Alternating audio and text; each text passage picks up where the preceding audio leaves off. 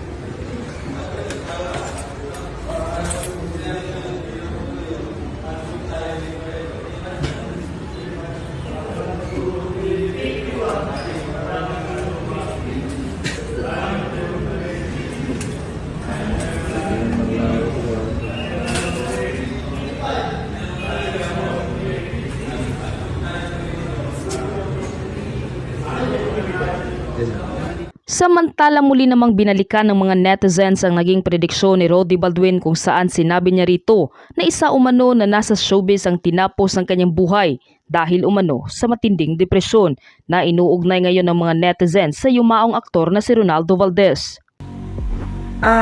Kumbaga meron din ako makita sa taga showbiz not only one.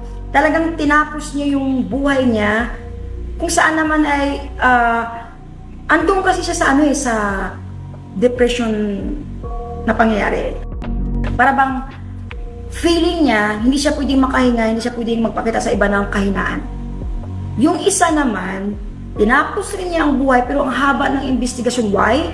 Kasi ang buong akala ng lahat ay krimen. May kinalaman doon.